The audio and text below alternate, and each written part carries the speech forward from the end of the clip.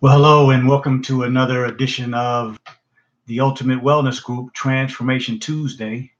Thank you all for your spending some of your quality time with us today. We have a wonderful show. Typically, we do, of course, the topic matter for the day, which this week is a continuation from last week because we had such a wonderful conversation. The science of eating. What should I eat? This is part 2 of that program. Because there were so many questions from last week that I didn't get a chance to get to, because there were so many subjects that I didn't get a chance to finish explaining, we are going to skip the mainstream minute this week and get right into the subject. So let's get right into it. We ask God to bless us all with an open mind and open heart, and with the will and the desire to apply the information and the knowledge that we gain that will serve us a benefit on our healing journey. I also personally ask God to help me remove my arrogance and any impediments that disavow me the ability to be a vessel for your benefit and to help you on your journey of healing. Excuse me. So let's get right into the subject matter for today. The first thing that I want to say is last week I started doing the presentation and I started trying to get what I wanted to say across to you, and the questions were so good and they got so wonderful that I had to abort that. I know you all heard me say, well, I'm going to stop rushing, I'm going to do this. So that's what I mean when I'm asking God to take away my impediments and my arrogance and my ego, because I want to be a vessel to help you all. And when I went back and listened to it, which I do go back and critique everything that I do, I want to be a good vessel. And I think it's better for me to work from where you all need me and not necessarily for me to come here and do what it is that I want to do. That makes sense to start that way, but what the people need is what's most important. Cheryl X, thank you for coming in. So I'm going to start going in the order of the questions that were asked last week that I didn't get a chance to get to.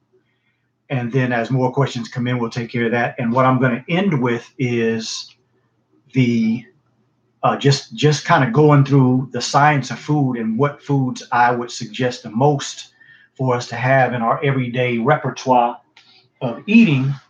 Because as you all know, you've heard enough programs from me. It was the book, How to Eat to Live, that changed everything in the way that I practice and have been able to help people. So that is the book that I base what I do from, because I've seen it give the best results. Sabila, thank you for coming in. Shaolin Soldier, my regular soldiers coming on today. Thank you all. So that's where my suggestions at the end are going to come from, because of how I've seen such great benefits in my own body, as well as those who come to me and trust me to be a part of their health journey. Alan Bowden, thank you for coming in. So the first question that I didn't get to last week was cooking fresh food daily. Now, there was a question asked a few weeks ago. Somebody asked about the alkalinity of food and electricity of food.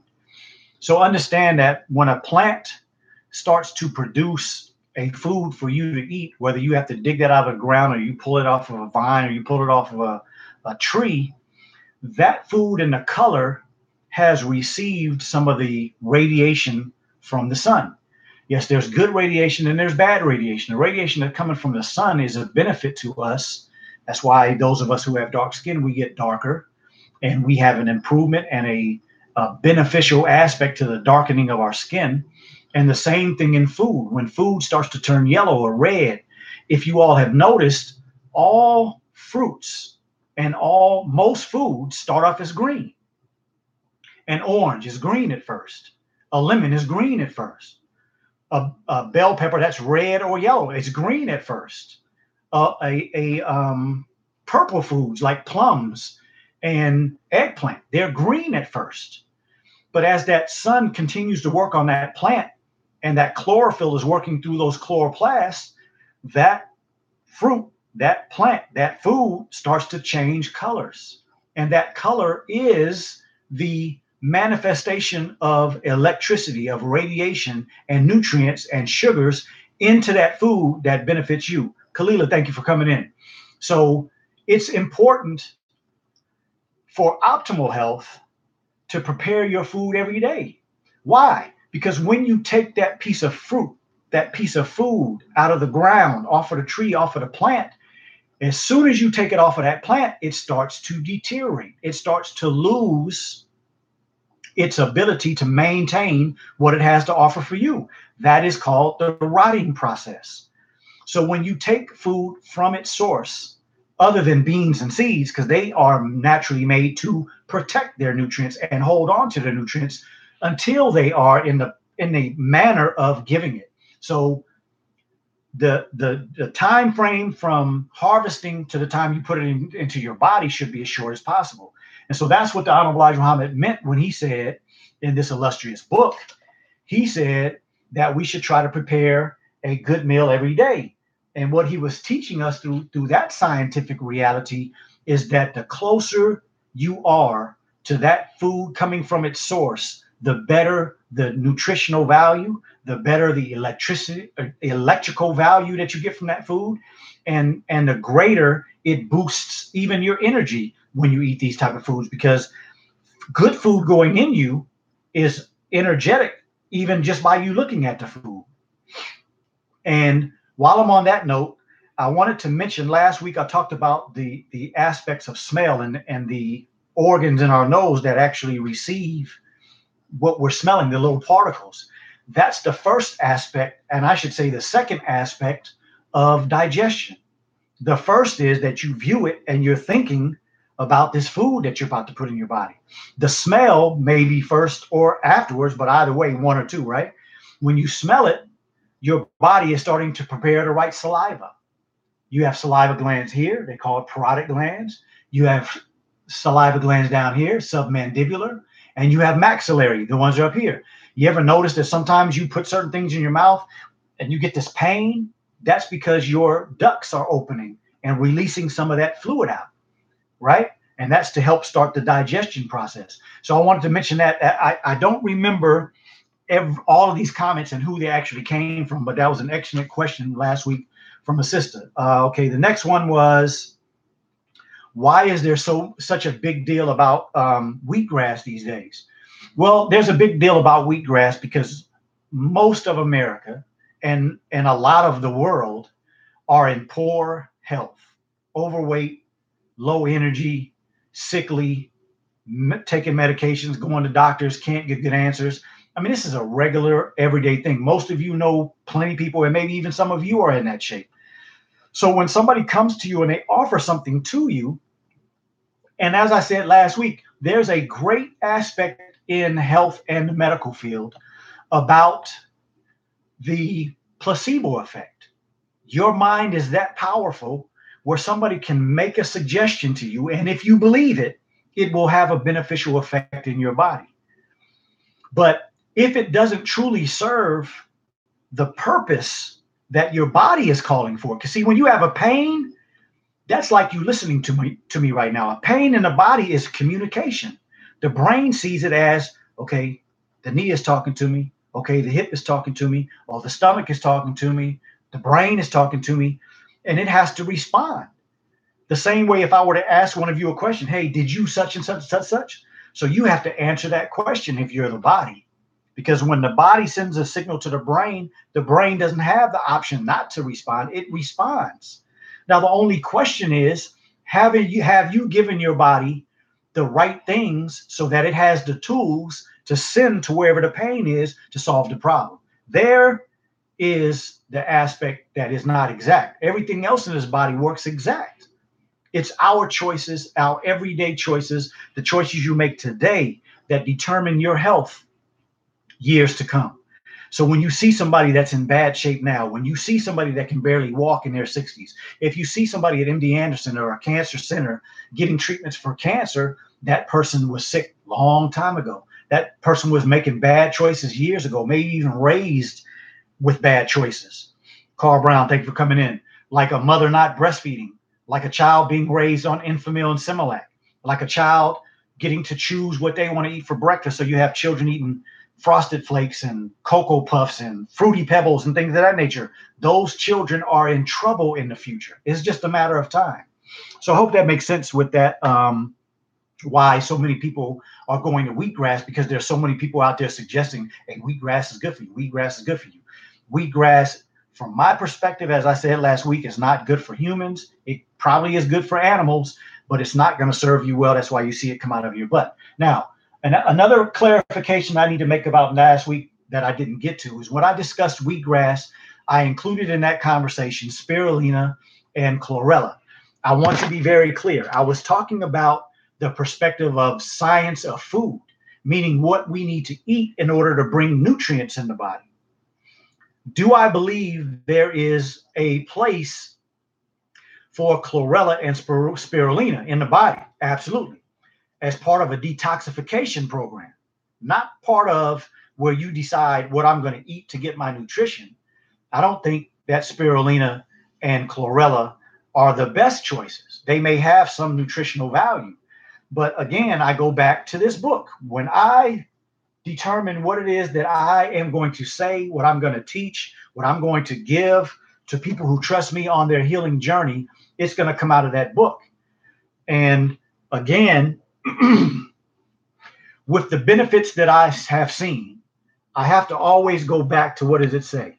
It says from God in person.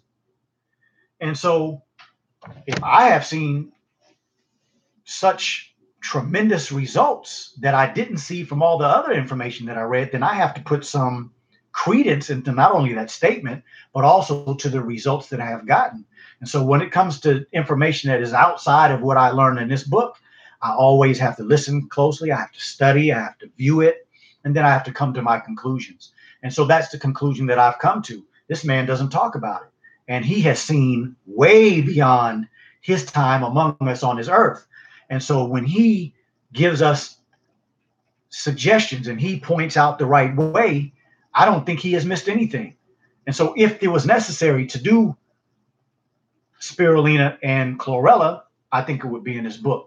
So to be clear, I don't believe wheatgrass has a place in you. That's food for animals. Chlorella and spirulina come from a different source. That's not from a grass source. But the research that I've done over the years about chlorella and spirulina is they do a very good job at attaching to toxins, heavy metals, and other things in the body.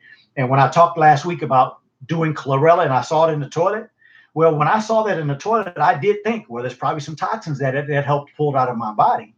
But I didn't think that I extracted a lot from it. It may be a good sweeper. It may be a good magnetic to some negative crap in our body. But getting good nutrition from it, no, I don't believe that spirulina nor chlorella will do that for you. You have to go to the foods that we are discussing and the foods that we will discuss before we finish today. Okay, there was another question about turpentine for parasites. So let me show you something quickly. This is one of the things that I really have a problem with. This is what gets a lot of you. And this is not any statement to belittle you all. This is a statement because you're listening to a man who was one of the best. When I was in residency program, when I was in medical school, the doctors thought my skills were so good that they allowed me to teach students sometimes. And so those of you on YouTube, when you get a chance, just pull up some pictures of human parasites, intestinal parasites, and you will see some pictures. And I think this is what causes a lot of people to become they become really disheartened. They become very paranoid because they think things like that are going on inside of them. And that's just not true. The majority of parasites that are in a human body are microscopic. You can't even see them with your eye. How many people that are on this type of a site, and again, YouTube, pull up intestinal parasites and you'll see some of these real crazy pictures. If you were to see something like this on a picture, you see things like this, and you start looking at these type of pictures and you say to yourself, I wonder if I have something in my body like that. If you start thinking that way, the first thing you want to do is, well, what am I going to do to get rid of it? But how many of you know that we have a part of our immune system called immunoglobulin E that are specifically aimed at killing parasites in the body? See, you all don't know this kind of information, and that's why I'm trying to do the best I can to give you information. And a lot of times when I'm in these subjects, I get, full of this passion, and I will kind of go through a subject and move on before I finish it. But you have IgE, immunoglobulin E, in your body that is specifically floating around your body looking for parasites to kill. So again, we're talking about boosting the immune system, getting the immune system where it needs to be. If you have a large parasite, now we're talking about like these large ones that can grow to 15 feet and they pull out people sometimes. Your immune system is not going to kill that. And so something like turpentine and some of these pine oil things that people do, it may be necessary for you to take stuff that powerful and that dangerous for you because they can be poisonous. That may be necessary to take out some of these large intestinal parasites and these tapeworms that can become really big. And what these parasites are doing, and see, there's got to be a differentiation. A parasite is different than having yeast in the body. A yeast is a parasite, but it's not a parasite in the same way we're talking about these worms and some of these other things. It's not the same thing. Your immune system at a basic level can kill yeast. That's very easy for the body to do. You have to have a very weak immune system, and you have to be doing a whole lot of things wrong to allow yeast to be able to overtake the body. But when it comes to these parasites, if you eat the right type of foods that boost your immune system, if you know how to make your immune system where it needs to be, then it's almost impossible to have a parasite. Same as I say that I've been working in this medical field. Sick people come to me. I haven't been sick in years. And everybody that knows me knows that, because I try to work on my immune system every day. I try to do the type of things that keep my body at its peak on a regular basis. Do I mess up? Of course. Do I do it right all the time? No. But I haven't been sick in like 14, 15 years. I'm talking about a cold or flu. So that's the same way that you know that you are unable to get parasites. If your body is that strong where you don't get colds, you don't get flu and things of that nature, you can't get a parasite because your immune system has different aspects to it. Some of your immune system is aimed at bacteria. Some is aimed at viruses. Some is aimed at parasites. Some is aimed at short-term killing. Some is at long-term killing. Your body doesn't miss anything. And so is some of this stuff that's on the internet important? Absolutely. As natural remedies, of course they are. But most of these examples that these people use are rare as hell. I was one of the people in my residency program that was the best at doing colonoscopies, as well as EGDs, where we put the tube down your mouth, in your nose, and down into your stomach and look in your intestines and all that. I was good at that. I was one of the best. I was good enough where the attendings allowed me to teach other residents. I've never seen a parasite. Never. I have scoped probably hundreds of people and probably been in the room when I was being trained, as well as watching other doctors, whether working other doctors, probably thousands of them. Never seen an intestinal parasite that you could see with your eye. So what am I saying? I'm saying that these people that have something to sell you, or these people that want you to come and join their website, or they want you to come buy a product, they're going to make you think that you have something that the average person usually never has. And some of these people are in other countries, and they're playing on your emotions by using a rare example. So let's keep ourselves in contact. If you have a large tapeworm, you're in bad shape, horrible shape. You won't exist too much without knowing that when you have something that bad. So what we have, Alan Bowden said, you just cannot go wrong with How to Eat to Live, books 1 and 2 as your foundation. Absolutely not. You get those books and you try your best. And then I would have to say, if you listen to my videos, which I'm trying to promote the science behind How to Eat to Live 1 and 2, it's hard to go wrong. Shaolin says, speaking of heavy metals and toxins, will you be doing a segment on vaccinations? Absolutely, brother. And when I do the segment on vaccinations, I'm gonna do vaccinations, and I did a program on detoxification a few months ago. But the vaccination, and I'm going to go more into detoxification on things that people can do as well. So thank you. Another good question. So Shirley is watching. Thank you, so Shirley, for coming in. Okay, so that's all, that's it on the green stuff, the wheatgrass, the chlorella, and the spirulina. Another great question. And I just wanted to mention, a lot of people last week asked about juicing. Excuse me, juicing. I mentioned last week I don't think juicing is good, and I went into that reasoning because it's too much, too fast in the system. It hasn't been processed by the chewing process. And first of all, what I want to say is that any of you that are juicing vegetables, that's wrong from the get-go. Fruit is the only thing that you should eat raw. Vegetables have to have some type of heat to it. Now, the only question or the only thing that we should have to discuss or debate in that is what is a fruit and what is not. Different conversation for another day because it's very difficult to decipher some of that. So we will not get in that today, but if that's what you all want to get into, we can get at that another time. So you shouldn't be juicing at all, but you definitely, if you're going to juice because you think you need nutrition, you want to boost your nutrition over a period of time, it should not be veggies. The only juicing you should do if you're going to juice should be not vegetables. It should be fruit. Okay. Alkaline water. So for those of you who want to get all the way into it, I dealt with alkaline water in the alkaline presentation. And again, for you on YouTube, go to your search engine and pull up a pH scale and just look at the pH scale for those of you on YouTube so you can see what it is that I'm discussing. So again, here you have indigestion tablets, baking soda. So that is in the vicinity that the body makes its fluid from the pancreas to help decrease the acidity, right? So you're around 9 to 10.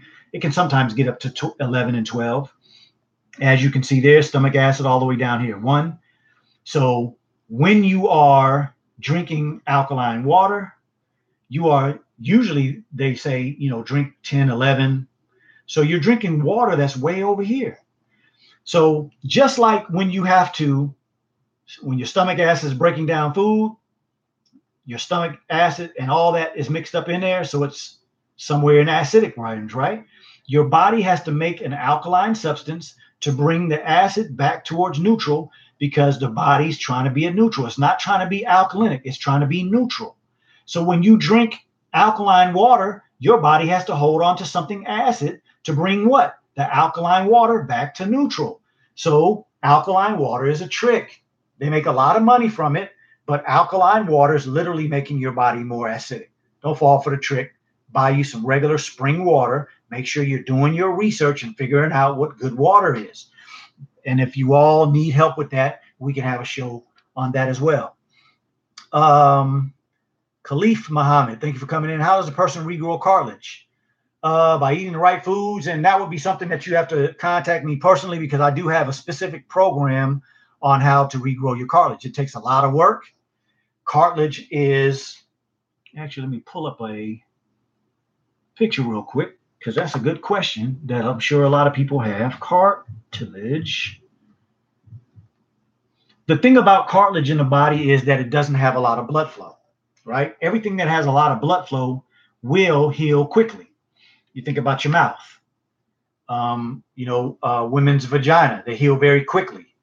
The GI system, like if you cut inside of your mouth or if you damage your intestines, something like that, they heal quickly because they have a lot of blood flow.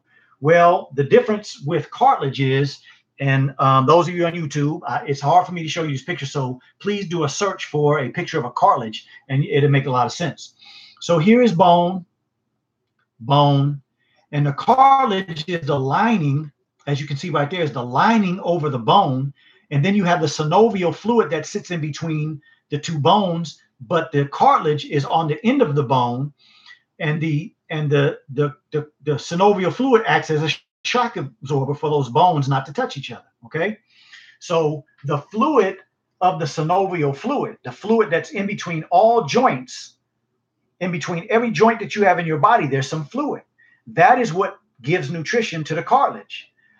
And so the blood has to put the nutrition into the cartilage. So when you have a cartilage problem, it is a much slower process than things that have a lot of blood flow. So it takes time, but it can be done.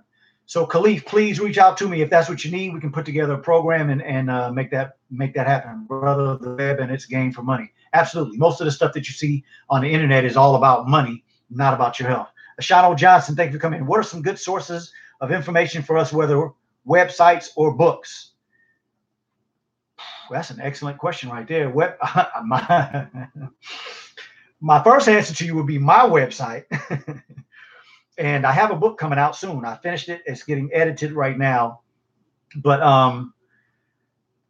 it's very hard to say, bro, because there's so many people out here that tie everything they do with a product that they have to sell. And I for years held back from doing stuff online because I didn't want to be mixed up with all the madness that's out there. But I would say, just go out and research and do what you think. And if you think you find something that's worthwhile, let me know. I also will, maybe in future broadcasts, I will present to you all a list of books that were great at helping my transition. Of course, number one, I would say get this book, How to Eat to Live. That's number one. But there are other books that helped me make my transition. So maybe in one of the future broadcasts, because I want to try to get at all the questions today, I'll answer that specifically, Brother Johnson, and give you the specific books that helped me.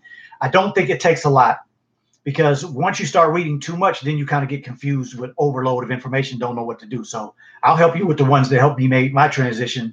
And brother, I come from a family with a lot of medical problems. I have none. I have no issues. And the one little problem with my toe, I got turf toe when I was young. It bothers me every once in a while. I plan on solving that problem by the end of the year. Those of you who know me personally, you know that I wear glasses. And my plan in 2019 is to do the things so that I can take these glasses off and see. So, yeah, I'm putting a lot of pressure on myself, but I'm willing to back it up. So I will make that list available to you soon, bro. Latonia Muhammad, thank you for coming. Yes, I agree. When I drink alkaline water, I become dehydrated. Absolutely. Celeste Ajuanta, ASA, can you suggest a good spring water? Yes, I'll get to that in a minute. I'm going to try to do all the suggestions of what I think are the best things from the science of food at the end. I will. How do I approach getting in contact with you? Yes, good question. The information's on the Ultimate Wellness Group, but I'll give it at the end. What food is best to repair nerves? I'm gonna get to that in just a minute. Much appreciation for you for the great questions and for you coming and supporting. Okay, so that's alkaline water. For fish, I mentioned last week that you should not ever do fish from a farm. You should always do wild caught fish. Now, there's a caveat to that as well. You shouldn't be eating fish every day. There's a lot of radiation, a lot of mercury, a lot of lead out in these seas and these rivers and these lakes. If you all remember the BP spill a few years ago, there were a lot of toxins, a lot of chemicals dumped in the Gulf to make that oil disperse and drop to the bottom. And they're finding these chemicals in the fish. They're finding these chemicals in the seafood. Now, somebody asked last week about seafood. What seafood are you to stay away from? Well, my guide is How to Eat to Live. And this book 100% agrees with the scriptures in Leviticus and Deuteronomy in the Bible, Leviticus 11, Deuteronomy 14, that says that which is in the water that thou shalt eat shall have scales and fins. It didn't say anything else. It excluded everything else as poison. Now, why? Catfish has no scales. It's a smooth skin. That's what you shouldn't be eating. That's the pig of the sea. It eats all dead stuff. It cleans up the waste material of the ocean and the seas. When it comes to a clam and a crab and a crawfish and an oyster and mussels and shrimp, all of these seafoods are scavengers. They don't eat anything live. They are vacuum cleaners, the pig of the seas. They're scavengers. You are too wonderful and too great of a being to put garbage food in you. You eating seafood, those ones I mentioned, would be like going to the gas station in a Bentley and buying the cheapest gas and then adding some water to it. It can't do you right. It's eventually going to shut that engine down. I hope I'm making sense. Your fish that you eat, I would not eat fish more than once or twice a week at the most. Personally, I eat fish maybe once or twice a month, and sometimes I go months without eating it. But at the most, I'll eat fish once a week, twice a week, at the most. And most of the time when I do that, I'm going to go a couple of weeks without fish afterwards to make sure that I give my body time to get out any mercury, any lead, any radiation, any toxins that come with that fish. Hope I'm making sense. So always keep your fish in between 1 and 10 pounds. Do not eat farm raised fish, and don't be a fish eater every day. Now, I said before, the Honorable Elijah Muhammad teaches that fish is the best meat that you should eat. And even with the best meat that you should eat, we know that meat is not good for your body, so you got to do it sparingly. Now, again, what am I talking about? The science of food and giving you the best going in the longevity perspective, right? So I'm not saying that you have to do that today, but if you're not there, work your way to that, okay? I hope I'm making sense. If not, let me know so I can clarify. Why is eating organic best? This is for Sister Danielle Muhammad that can't be on right now. I'm going to get to that in just a minute. Yeah, Shano, I guess that was you last week. Huh? I'm a pescatarian and love to make seafood gumbo, but want to stay away from any and all scavengers. What do you suggest? I would suggest that you use fish. I would suggest that you use vegetarian sausage, that's not made from meat. And then you're gonna have to ask some of these chefs out here, brother, that are excellent at doing some of the things that they do. Because those are the only things that I know to be able to replace some of the things that we like in gumbo. Hey, I grew up eating gumbo too. I love it, but that's a good idea. You have to start getting away from that. And even on occasion, I always make this statement because my father made it to me one day. He said, why is it that when we celebrate, we always eat the type of food that kills us? And when he first said it, he said it in the middle of while we were having a party. I was like, man, this man, my daddy is crazy. But after I thought about it, man, this makes a lot of sense. We eat horrible food as a celebration. So when we celebrate, we kill ourselves. We got to start thinking about doing something more healthy. Michelle Muhammad, thank you for coming in. Yes. Sabila, why is eating organic vegetables? Okay, you got to that. Okay, so I hope I got that. So somebody asked me about hydrogen peroxide. Why don't I think hydrogen peroxide is a good detoxifier for the body? Because it's not in congruence with the way the body works. And so I'm not knocking the person that asked the question. Not at all is that what I'm doing. But what I'm saying is hydrogen peroxide is H2O2. That's the chemical formula for hydrogen peroxide, H2O2. So if you put hydrogen peroxide in the body, it is automatically something foreign, and the body has to start trying to deal with it. Now, why do some people think that hydrogen peroxide will be good in your body? Because if you ever cut yourself or you ever have something that's infected that you put on there, you see it start to fizz up. But that is a reaction with the products of the blood. And it also can be the reaction of the cells, if they're bacteria or your normal cells, and they start causing them to burst because of the chemical reaction. Well, that's not normal in the human body. H2O2 is not normal. H2O is normal. And what I want to make sure that everybody understands is that there isn't something outside of your body. I don't care what these people say on the internet about how you should detox with this and detox with that and do this to clean your body out and do this to get rid of parasites. There's nothing that works better than what God already gave you. So again, in respect of those who may be atheist or may be agnostic, whatever your name is for the grand thought process that put this thing together, there was a plan as it was being produced. Because when you are born, all of these things that I'm talking about are already in you. The immune system is growing as you are being breastfed to its greatest capacity. Your brain is being grown to its greatest capacity through that breast milk. So if you are not a breastfed baby, you're behind the 8 ball, but that doesn't mean anything. You just got to get busy after you understand. But there isn't anything that you can put in the body that works better than what's already in the body as a system. What is that? The liver, detoxifier of everything that comes in. The spleen, the detoxifier of the blood, taking all the old cells out. So the kidneys, they cleanse the blood with what has already been determined by the liver needs to be excreted from a water-based substance. And then what's a fat-based substance, you defecate out. You can't beat the system. You can do some things to help strengthen it. You can do some things to boost it, but you can't beat what's already in here. So please, those of you please stop letting these people think that there's something greater that you take than what's inside of you. No. If you do the right things to take care of what's inside of you, you need none of this stuff that's out here. You don't. Rhonda Carr, thank you for coming in for the thumbs up. Shantae West says exactly. Thank you. Thank you. Aaliyah, thank you for coming in. So next subject, seafood to stay away from. We got to that. We dealt with juicing. And actually, Wendy Muhammad made a comment last week that I didn't get a chance to get to, and I didn't understand what she was saying when I read it. I was trying to rush. I guess I wasn't concentrating enough. But she said that the reason why eating the food is better than juicing is because the fiber in it allows you to absorb it slowly. Absolutely. The fiber that's in fruit and vegetables acts as a sweeper through our digestive system to help keep your bowel movements regular. But that also is the process, as she said, to help you slowly absorb the nutrients, because the body doesn't need a rush of nutrients. That's not the way it works. It works very scientifically. And what I really want you all to understand is that this book is really promoting longer intervals in between eating. So the less you eat, the longer you live. Imagine that.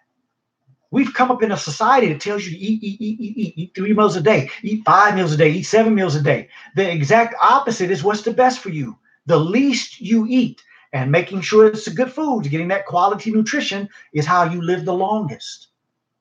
So we got to get away from all that pounding all this food into us in such a fast, quick, and such a insurmountable amount. We think that's better. Not necessarily. Alan Bowden says jackfruit is a great meat alternative. I purchased some that is canned for the first time from Trader Joe's. Yeah, my wife bought some jackfruit not too long ago, and I ain't gonna lie to you. It didn't look too. I mean, at first it didn't really look that good to me, but my mind is open, and she is looking through and scientifically processing some what do I call it? Recipes online, and she's eventually going to do it. I'm looking forward to eating that, bro. That's a good example. I do know some people who do use jackfruit in some of their gumbo and other preparations of foods that they eat. So yes, that's a good idea. Let me see what else. Why is vegan wrong? What are they doing wrong? Okay, so that's the last one before I get into dealing with the actual science of food and what we should be putting into our body. So and I did a whole program on this, so you all go back and take a look at it. I'm just going to hit this briefly. The vegan lifestyle came from an idea of a man who wanted not to harm animals. I've said this in the past. I'm not trying to disrespect anybody, but in my personal opinion, that's a foolish way to start a dietary program. A dietary lifestyle should be started by having a scientific approach to understand what does the body need, how does the body function at its best capability, and where do I get those foods? That is a scientific, intelligent way about going and producing a lifestyle. Now, I can say that with a lot of confidence because just about every vegan that I've ever taken care of has had problems. They have problems with anemia. They have problems with calcium. So that means eventually that they're going to have problems with their bones being strengthened. They have a lot of problems in the vegan lifestyle.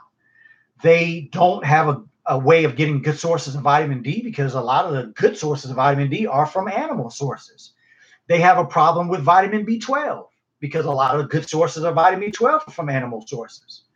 So that's why I say that the vegan lifestyle is not the best lifestyle, because going into it, most vegans already know that there are potentially inherent problems by going into a vegan lifestyle.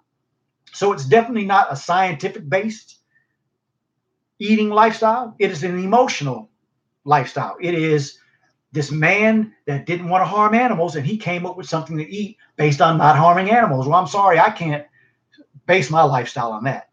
I don't want to harm animals. I'm not an animal harmer. But I also am a scientific man who has studied this body and knows that there's certain foods that come from animals that are very, very, very key to having your nutritional status at the highest level it can be. So that's why I think the vegan lifestyle is wrong. If you want more in-depth feedback, I've done something specifically on the vegan lifestyle on my YouTube channel, and I also did something that on that documentary, What the Health and the Vegan Lifestyle. That was one of my Facebook and YouTube programs. So check that out. What we got here? What we got? I am Carl Brown, brother. You said something profound. These web trickets trying to outdo the divine body, but cannot. Absolutely, never will. Shaolin said, I am having a hard time finding raw milk. What are your thoughts on alternatives such as pure coconut milk? No, in this book, How to Eat to Live, the Honorable Elijah Muhammad says, no peanuts, no walnuts, no coconut, period. My viewpoint, I can't say what he meant. I can only tell you how I accept that statement, is that I don't do anything from a coconut, nothing. No coconut water, no coconut oil, nothing. What I will do, bro, is I will put the website, I should say a site, a website on the Ultimate Wellness Group and my personal Facebook site, where you can actually put in your zip code and it will show you the places near you that sell raw milk. If that doesn't help you, then we'll try to find another alternative. But there is no alternative from my perspective of raw milk. That's the only thing that can give what it has. None of these other milks can do what it does. Not even goat milk. I think goat milk has some benefits, but because of the nature of a goat and what they eat, it can't be on the same level as a cow. Some people say sheep is. I haven't done any research on sheep, so I can't speak to that. I would be talking ignorantly. Sabila, did you get a chance to look at the wheat gluten? Yes, I did, and that's actually pretty good. Now, I was going to mention that when I talked about wheat because somebody asked about wheat, so give me just a second on that. Ashano, much love, peace, and blessings. Stay from July 4th. Yes, sir. Donita Lake, thanks for coming in. So what food items do we eat or drink that are from animals? Okay, about to get into all that. Okay, so let me start with wheat and the question that Sabila asked. Let's get one thing absolutely clear.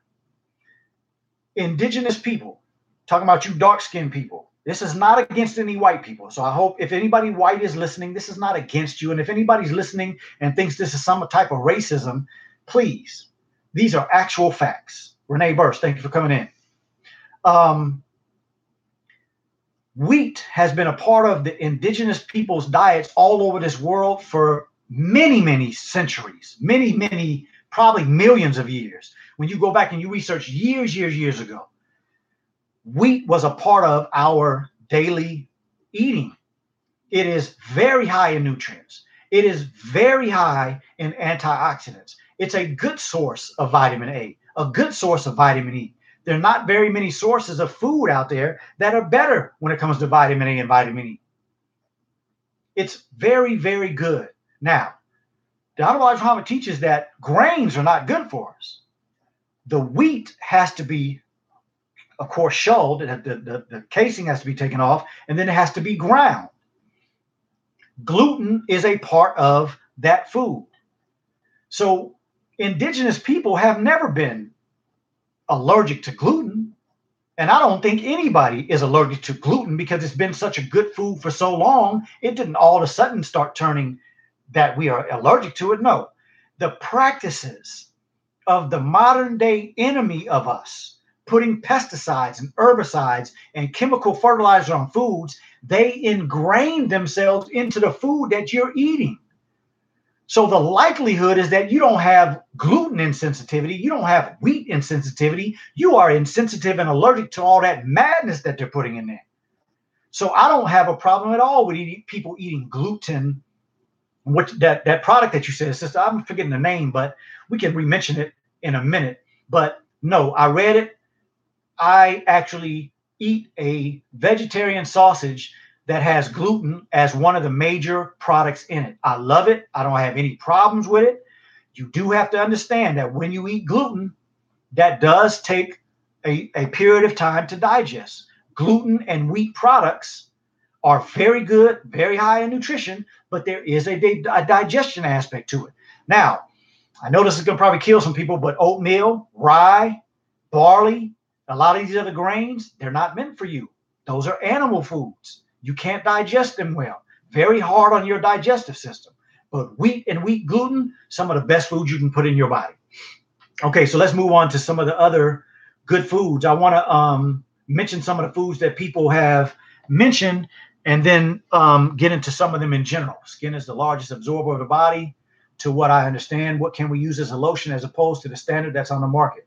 Excellent question. I'm going to have to get to that in a future program, Khalif, because that is actually excellent. I dealt with that before minorly, but I'm going to get to that again because I think that's very important, and probably deal with that on the detoxification program that's coming up soon. Sabila, yes, yes, ma'am, absolutely. It's my pleasure to answer your question. So now let's get to the science of eating the best foods for you to put in your body. Of course, we all know you need protein. Yes, protein is important. Let's get to the science of it. There is no truth to the fact that you need to eat so much protein because you have to remake the protein in your body. No, that's not true. When we eat protein, we break protein down to amino acids. When you are born as a baby, you have the same number of protein muscle cells and other types of cells, proteinaceous cells, that you have when you die. The same number.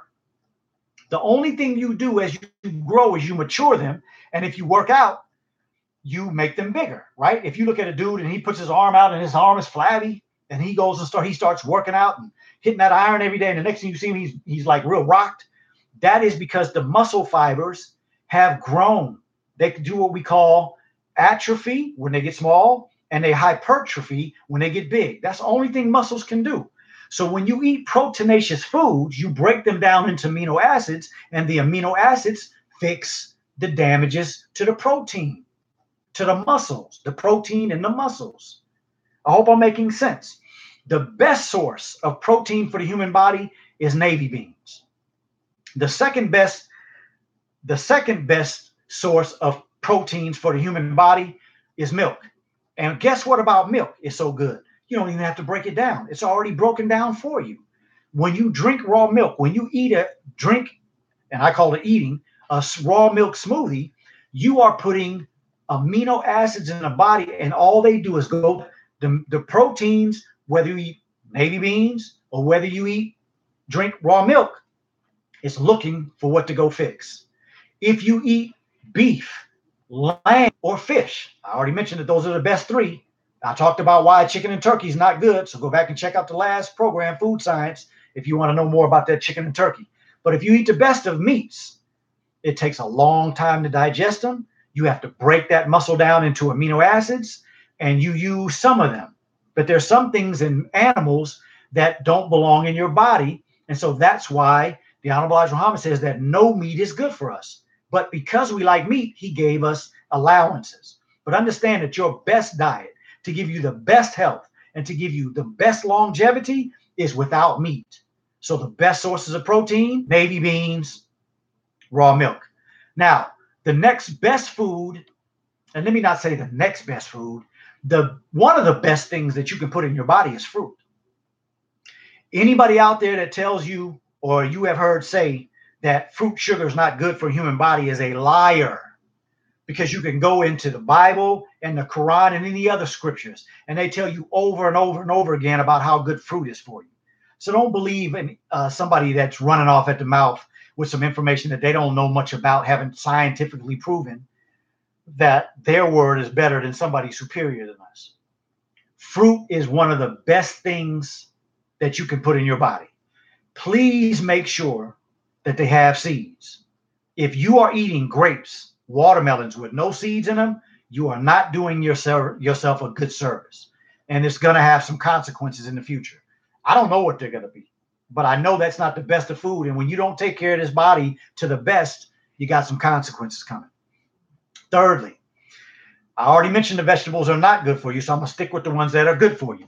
And somebody asked about what are the good green foods. The good green foods, vegetables, are Brussels sprouts, broccoli, okra, asparagus, cabbage.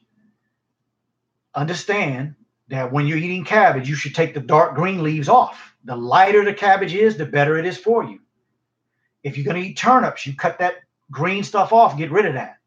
If you're eating rhubarb, you cut the green stuff off and get rid of that. You shouldn't eat a lot of rhubarb. Sometimes beets are good for you, but you don't want the green part of the beets. Squash is good for you. And that's sometimes where people have this argument going back and forth, like an orange squash or green squash, zucchini. See, some people call zucchini, orange squash, pumpkin, things like spaghetti squash. What's that thing they use for to replace butternut squash? That whole class of food is the same as a watermelon, the same as a honeydew, same as cantaloupe. They're all in the same family. And so some people call those fruits and some people call those vegetables. And some people have them in fruits and some people have them in vegetables. I'm not going to get into those arguments because there's no way to have that argument to satisfy anybody who has a decision that's otherwise. I'm saying that all of those foods with seeds in them are good for you. And whatever you consider that is a fruit, that's good for you. So eat those. But just don't do all that leafy stuff. That's not good for you. Those are the best vegetables. Now, we talked about fish, 1 to 10 pounds. Got to be farm raised. Salmon is usually the best because of that orange color. They're very, very good antioxidants and vitamin D in that.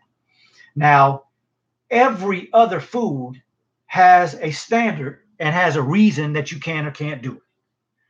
Bread. When you eat bread, you should never eat bread that is not toasted well. Eating bread that is just freshly baked or eating bread that just came out the bag that hasn't been toasted is not good for you. It's hard on your digestive system. Things like crackers are not good for you. That's hard on your digestive system. You do a lot of scratching in the digestive system, and I'm guilty of that because I love some crackers. I'm growing too now. Best of foods. You can eat rice, but rice should be prepared, and you will have to either get this book and read what he says, or you'll have to talk to one of the sisters of the MGT in the Nation of Islam. They have been taught how to do the rice very well, and what you do when you brown it before you actually make it and prepare it to eat is you take a lot of the starch away by browning it. And so that's why the Honorable Elijah Muhammad teaches about that. When it comes to potatoes, potatoes are not good for you unless you live in a real cold environment. Why? It takes heat to warm a body up. And so if you're in cold environments where it's cold all the time, where there's long winters, you should eat potatoes so that you can have the type of sugar on your body and readily available so that your body can keep using it. Like when you shiver, if you ever seen anybody cold, they start shivering. That's to produce heat. The muscles are contracting so they can produce heat. Those are the type of environments where you need potatoes, white potatoes. We should not eat yams or sweet potatoes. Those have high sugar levels and they put a lot of starch in the body. They can lead to being overweight. They can lead to being diabetics. Macaroni and things of that nature, those are very hard on the body as well. I'm trying to think of what else is science of food. Science of food, vegetables, fruits. We talked about meats. We talked about the best source of protein. Let me see if we had any questions while I'm thinking about that. Thank you, Doug. Yes. Brother Warren, doctor, I'm about to drink me a big glass of raw milk from the cow. There you go, brother. You're going to be healthy after you finish that. Why do they put soybeans in so many foods and drinks? Because we have an enemy that is trying to kill us. And when they do things like that, there are two aspects to that. They don't want to waste anything, but they also are trying. Now, this is my personal opinion. This is the conclusion that I've come to. The Honorable Elijah Muhammad mentions in here that our enemy are commercializing people, meaning that they want to make as much money and trying to make money in every way that they can with things that are even detrimental to our health. So rather than throw things away that are no good, they rather put that in something as a filler or as an additive or something like that because they don't want to waste anything. So there are two aspects to that. Soy damages our body in many ways.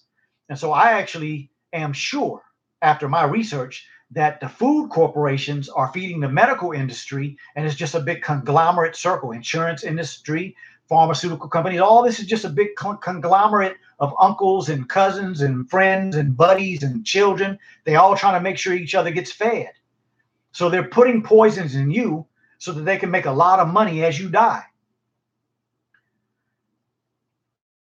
That may sound kind of strange to some people, but if you do research about some of the things that I'm saying on my program, see what conclusion you come to, because soy is absolutely horrific for the human body. In addition, soy is part of a causing of an estrogenic effect in the human body, meaning that it takes a man and makes him more feminine. And it also, if it's a woman and she gets too much estrogen, she becomes masculinized. Dr. Wesley Muhammad did a wonderful book, and we're going to talk about that in the upcoming show when we do a show on marijuana and the weed craze in this country. But we'll get into that in specifics then. But just understand that soy does some of the same stuff that a lot of these additives and this weed is doing, as far as feminizing men and masculinizing women, as well as soy causes a lot of problems with thyroid issues. It causes a lot of problems with female reproductive organs, and it will lead to some serious problems down the line. Great question, Brother Allen. Where do we get our or buy raw milk? Yeah, what I'm gonna do is, whether you all are finding out about this through my personal page, Akili Graham Muhammad, or the Ultimate Wellness Group, I will leave a link on both where you can put in your zip code and you can find in your region where you can find raw milk. So you all let me know how that works. Donita Lake says I'm on raw milk. That's what I'm talking about. Leah Muhammad, can you get any benefit from vegetables that are not organic? Absolutely. Great question. Sherelle Muhammad, thank you for coming in. Got a lot of exactlies. Thank you all for all the exactlies. Should raw milk be further boiled after purchased? Okay, so let me answer the question about the vegetables. My viewpoint about vegetables and fruits that are not organic is that they are not good for you. Now, you'll have some people talk about cleaning vegetables, which I think is a good idea. If you have a vegetable that has had pesticides or herbicides on it or chemical fertilizers in it, it would make sense for you to clean it. But a lot of that poison is in the meat of the fruit, in the skin of the fruit. So you can't clean that. Unfortunately, a lot of the Mexicans that go to Southern California and work in the fields of picking strawberries and fruit and doing all the food work that's done in Southern California, which is one of the places that we get a lot of food in this country, they have been the subjects of a lot of studies. When they come from Mexico into the United States, they don't have any liver cancer, kidney cancer, intestinal cancer in their lineage. But when they start working around these chemical fertilizers, these chemical pesticides and herbicides, they get these astronomically high rates of cancers in their livers, mostly kidneys and intestines and all kinds of things. So it's proven that these pesticides, herbicides, and chemical fertilizers are tied to cancer. And so you can't afford to put that in your body. So Aaliyah, to answer your question, I try to put 1,000% organic food in my body. It's unfortunate that we have to say something like that. But in today's time, it's very inappropriate and very detrimental to your health if you go into grocery stores thinking that you can trust these people. You have to question everything and everybody. The only way that we can truly trust our own food is to grow it ourselves. Until we get there, we have to think, we have to process, we have to ask a lot of questions, and we have to also experiment to figure out what is the best. Each and every one of you have to put in the work. Good health doesn't happen easily. Good health is not like this madness on the internet where you can take this magical pill, take this magical drink, go get this fruit from another country. That ain't the way you get good health. Good health is by hearing some good information, reading some good information, experimenting with some good information, and coming up with what's the best for yourself. And then continuing to do what it is that fosters good health and gives you a good outlook in your future. Hope I answered your question. Shaolin says, should raw milk be further boiled after purchase? That's actually a very good question that you have to have the right understanding to ask the farmer that you go to the right question. So what I will say is go back and check out the program that I did on raw milk. I did a program a few times ago. I ended that with all the questions. I think that in the next show I gave all the questions that you should ask a farmer before you buy their milk to make sure that it's best. The only time you should boil your milk is if there's tuberculosis or other infections in it, which means that you have to know what's going on in your region and you have to ask those farmers the right questions. So another good question. Thank you, Bo. Check that other program out. Carl Brown, now I see that I must get away from the granitos. Absolutely. All that granola bars and all that kind of stuff that people say are good. Not. You are absolutely speaking the truth. Khalid, thank you, sir. Anne Marie Weaver, agree 100%. Thank you. Soy, fillers, and etc. all seem to be a form of population control and means of keeping us sick for profit. Shaolin Soldier, I agree with you 1,000%. Mark Lynn, thank you for coming in. You got to understand, people, that if we just go back 50 and 100 years from now, the majority of the diseases that we hear on a regular basis 50 years ago were rare. 100 years ago, unheard of. 100 years ago, medical doctors used to treat their patients with raw milk, used to treat their patients with other food products. But when the pharmaceutical companies became an interest of those who run things, they decided that it would be better for you to take something than for you to solve the problem. And here's an interesting thing. If you ever talk to a veterinarian, a doctor who treats animals, when an animal gets sick, they try to find out what nutrition, what type of food product they give an animal so that they can heal. But yet in humans, we give them medication. And what are medications? A beta blocker, a calcium channel blocker, an ACE inhibitor. You hear those words? Blocker, inhibitor. How can you go into something this beautiful, something that was made this precious, something that was made this perfect, start blocking things, start inhibiting things, start reversing things that's supposed to happen, and you're going to have a good outcome? No. We have to start changing our philosophy. And I hope that's what the Ultimate Wellness Group Transformation Tuesday is helping you to do, is to start getting new information so you can make your transitions, slow as they may be. But if you continue to make the right choices and continue to get the right information that takes you in a positive way, you have a better future than what it is that you've seen in your family and what you see on a daily basis. I posted something on my Instagram this week about this man that was walking with a cane. I've mentioned this before. I just wanted to give a visual aid for it.